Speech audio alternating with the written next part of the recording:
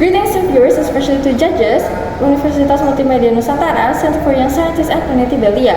We are very honored to be able to compete in this research competition.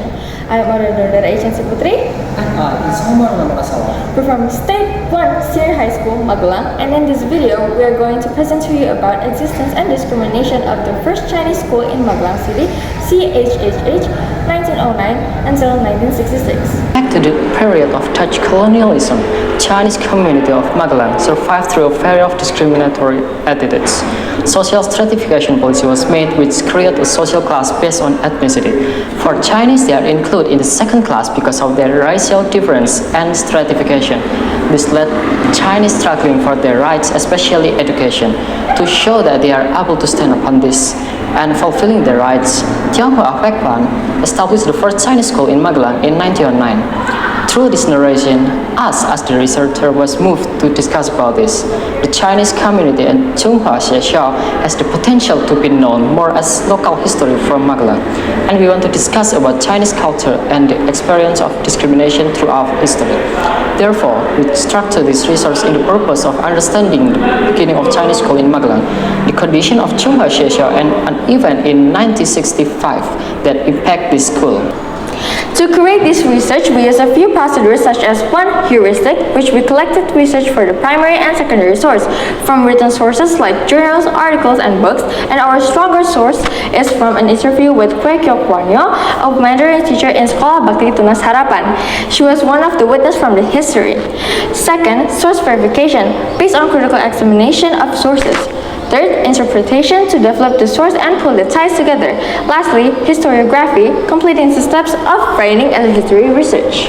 From the introduction before, we know that Dutch colonial created social stratification to its Dutch policies, and it made the Chinese to have a restricted movement and struggle to fulfill their rights.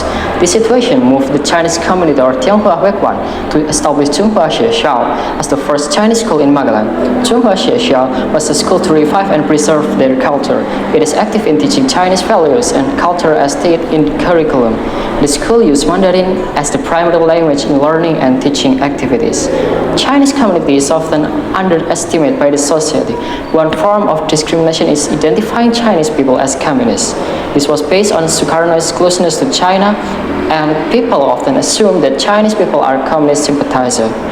When the September 30 movement occurred, the news was heard in Magelang too late. This caused a commotion and chaos.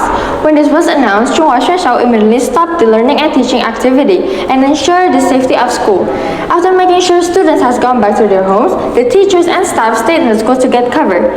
Suddenly, Molotov bombs were thrown to the school building. Fire spreaded and eventually burned most of the school. The teacher and staff quickly got out from the building to the river located behind the school. Sadly, archives and documents were burned down by fire. An unstable political conditions forced Sukarno to step down as president, and Suharto took power in Indonesia, which signaled the beginning of the new order government. Chung Hua Hsueh Hsao was temporarily closed due to arson for building renovation. When the school started operating again, at the same period of time, the government policy banned the usage of foreign language and cultures in the country. This led Chung Hua Hsueh Hsao forcibly closed in 1966. Throughout the establishment of Chung Hua Hsueh Hsao until it is forcibly closed, it has symbolized on maintaining culture amidst political pressure and discrimination. Through this history, we can see that how though a foreign culture lives in a country, they are capable enough to show their worth and its impact to the country itself as a culture become more diverse. As an appreciation towards Chung Hua Hsueh Hsao as a part of Indonesian history, we can reflect on the unfairness behavior in the society. We can learn about the importance of tolerance too.